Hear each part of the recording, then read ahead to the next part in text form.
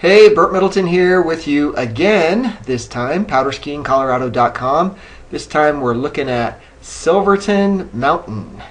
And if you are here, you're probably one of those hardcore types, and you probably already know a lot about Silverton. But if you don't, if you haven't been checking it out and you don't know all about it, well, I can help shed some light on it for you.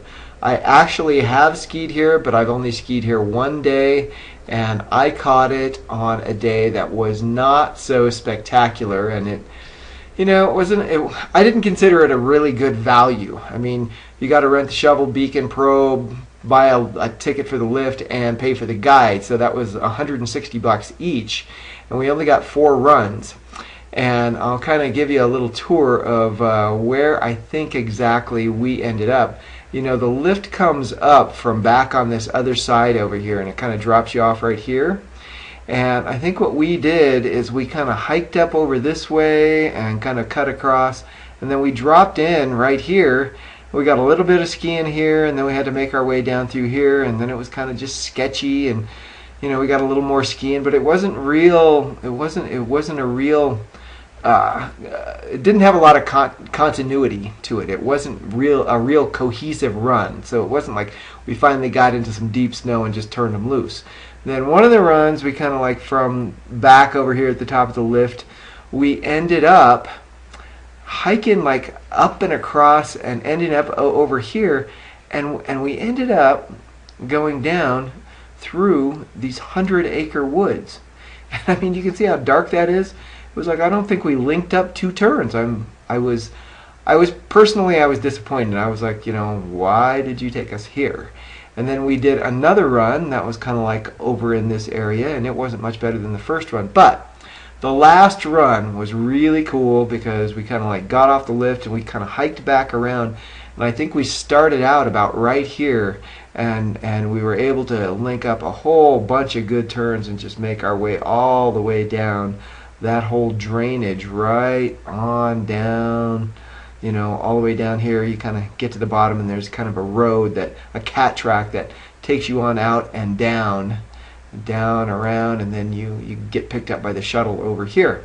But nevertheless, I want to relate to you what my experience was, but I've heard of all kinds of people who have hit it on a really, really good day. And obviously, they don't have much of a map yet, but this map is a little rough, but it gives you a pretty good idea. You get off this lift, and again, Silverton is more like a backcountry experience. So you're just lucky you got a lift up this far, and then it's all about making your way all the way into this terrain. And if you were going to go all the way over and around, can you imagine like getting all the way up here to get to Coular and Storm Peak, and then here's the Grand, like getting all the way over into here. But there's a lot of ground to cover to get to some of this stuff. So if you're one of those burly man kind of guys and you want to do all of that and get to some of this snow, there's all of this unbelievable terrain, lots of rocks, lots of cool chutes, mandatory air right there. That's all pretty hardcore stuff. I mean, there's some serious terrain here, and when you're looking at it all, you're kind of like, man, I'm glad I'm with a guide, somebody who knows what they're doing. So that's kind of this one side of the mountain. They've got a couple more maps here where this kind of faces straight on. Like right here is that 100-acre woods that was hard to get through, that they drug us down. But we never did get to any of these on this side for whatever the reason was. It's facing north, so it doesn't get a lot of sun. Over here is like the base area, and actually there's another view of this side. Here we're looking at where the top of the lift is. On the other side, down on the bottom there, is all the runs we were looking at before. But look at all of this, man. How would you like to jump into that? How would you like to jump into that and that? And man, there's some like serious stuff right there. So, probably on beyond what I'd go do these days.